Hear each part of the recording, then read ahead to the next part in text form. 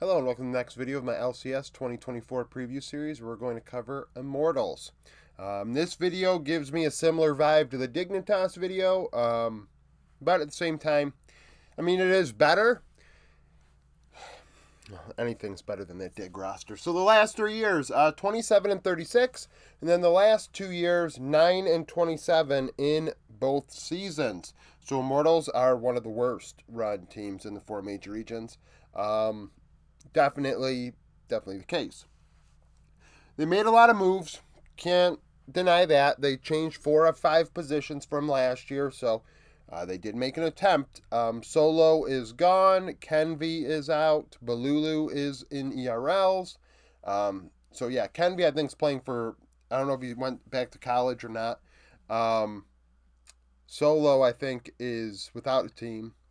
Like I said, Balulu's in ERLs, and then Treats might be in ERLs also.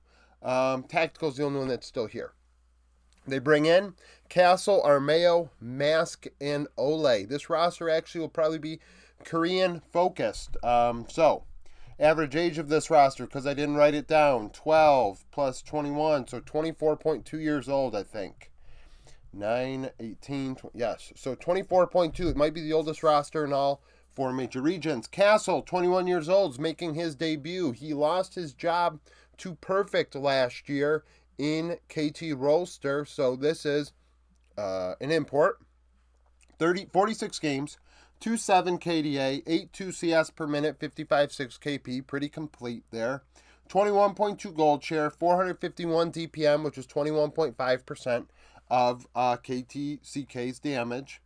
On average, behind 140 gold and 120 XP, had 9 solo kills, 15 champions played. Nar, Kesante, Renekton, 48% of those games. So, will he have potential? Yes.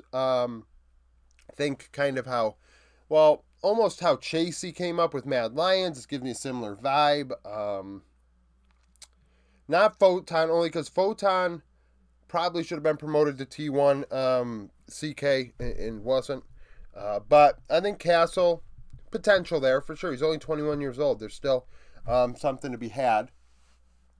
Armeo, 25 years old, played with EG last year in summer. Keep in mind, I believe the majority of the 35 games, I think it's like 55-45, are academy games, which kind of makes these stats look even worse. He's a pure facilitator, 4.3 KDA, 5.2 CS per minute, 76 KP.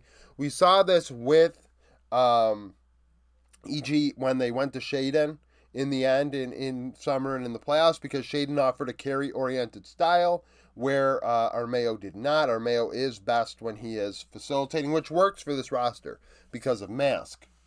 17.9 gold share, 266 damage per minute, which is only 12.5% of damage. On average, he was behind 35 gold, up 110 XP. 1 solo kill, 10 champions played last year. Sejuani, Ivern, Nocturne, 69%, and a weird trio, right? Sejuani, standard, Ivern. A lot of people picked Ivern, but then Nocturne was one of his most played. And that's because Sejuani and Ivern were like both 7, and then Nocturne was played 4 times. But he fits well alongside Mask at 23 years old, getting his first opportunity in a major region at a tier 1 level, formerly in Korea. He's Korean import, played in ERLs last year. 86 games with Unicorns of Love, would win Spring EU Masters. 4.3 KDA, 9.5 CS per minute, 62.5 KP. Pure carry-oriented mid laner. Fits well with a pure facilitator jungle. This is telegraphed, right? We see what these players are best at. Mask gets resources, tries to make things happen. Armeo just tries to make things happen outright. 23% of the team's gold. 687 DPM, which is 28.3% of his team's damage. On average, I had 325 gold, 11 CS, 435 XP at 15 minutes. That is gapping European mids in the ERL he was in. 21 solo kills, 19 champions played. Jace, Azir, Silas, 43% of his games. Then the only mainstay from last year is Tactical at 23 years old. 36 games played, 2.6 KDA, 9.4 CS per minute, 70.5 KP. Played with two different supports, Fleshy and Treats. I thought Fleshy was very good. One of the younger supports in the 4 major regions. Now he's back in ERLs. Hopefully he gets another opportunity in the coming years. 25.1 gold share, 633 DPM, which is 29.3% of the team's damage. So he led the team in damage. Balulu kind of playing whatever in mid lane, Vel'Koz, Zoe, and then Azir.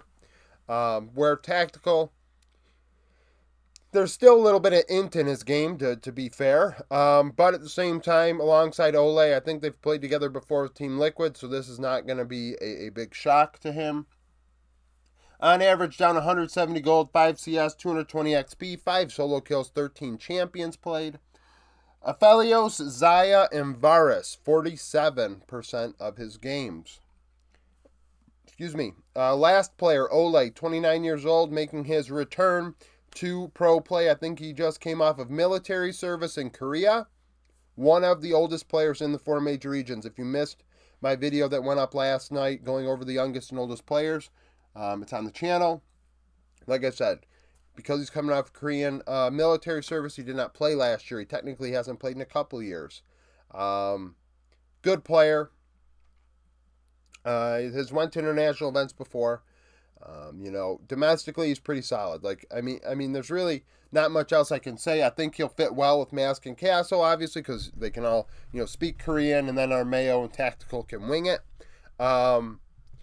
Ole has been very good in Korean solo queue for some time. You know, some people really value solo queue results and try and cite it why players should get opportunities and things, but then overlook it when other players are up there and they're like, but I've seen this player play and they stink. And it's like, okay, well, what are we doing here? Either it works or it doesn't. Or we just can't be guaranteed either way, right? We can't have that be the lead reason for why a player is getting promoted. But Ole, even at his age, is one of the better Korean solo queue players. So we'll see if Immortals can get it done. I think it's, you know, a possibility. Mask may be super good. I think it's like an Eminez situation last year.